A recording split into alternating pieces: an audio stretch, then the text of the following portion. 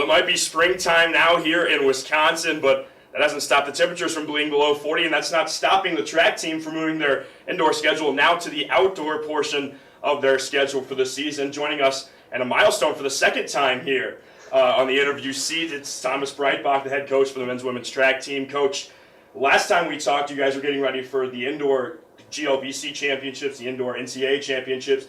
Now you guys have had a month off before you're getting ready for your outdoor season. Let's go back to that indoor season, kind of just put a bow on it. How do you think that kind of wrapped up for you guys? We had a really exciting day one at the indoor championships down at the University of Indianapolis to finish off our GLVC indoor experience.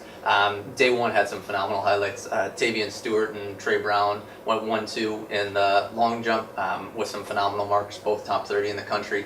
And our DMR finished off day one with a surprise victory, beating Southern Indiana just in the last 50 meters. A great run by Trevor Legg and a full team effort behind that. So a lot of great energy, a lot of stuff to get very excited about. We liked where our 10-team scores wound up on that side of things. Had some phenomenal performances across the board, and especially with a really young squad.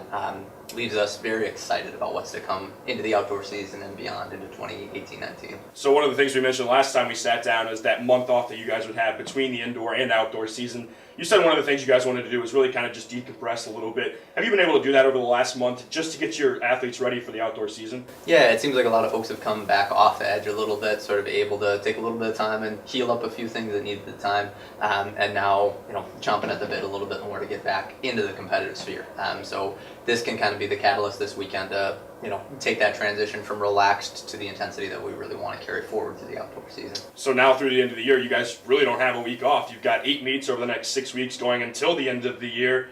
How do you kind of go about that week-to-week process? Do you have a meet, you have a week to practice, and then just continuously until the end of the year? Yeah, so we try to orchestrate the plan a little bit from the broader perspective, so we know what are the meets where we're going to just train through. We're going to hit some pretty intense workouts in the earlier and middle part of the weeks, and where do we really want to save our energy? Where do we want to use those meets as a test run to be able to really see what's there and be able to get an assessment of what we're going to do by the time championship season comes around. So we try to lay out individual plans where we're going to put those priority efforts for each individual, depending on where we're traveling, what the best competition opportunities are there, and then try to build the supporting pieces all around that.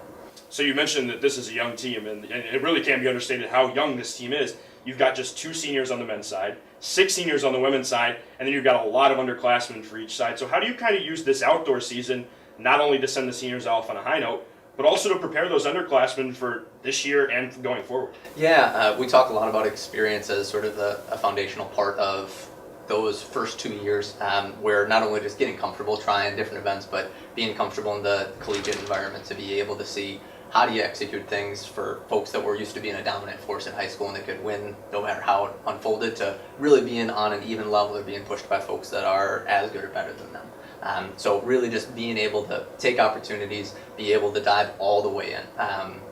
One of the big things for this weekend is not trying to treat it like the first meet of outdoors is an excuse to not be able to give a quality effort on that side of things. So, yeah. So you talk about indoor and outdoor track. How different are they going from the indoor season to the outdoor season? Obviously, you're running the same events and everything like that, but is there something that for an athlete it kind of messes with your head a little bit, that when you get to the outdoor season it kind of changes?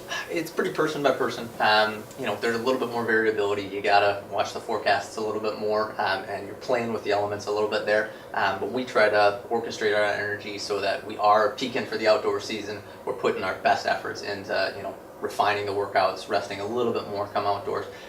So we really try to balance that. Conditions are going to be whatever they are. The weather shouldn't change how great of an effort you put out on that side of things. So if you're looking at your athletes up and down, is there a couple of names maybe that you're looking for to have big outdoor seasons coming up?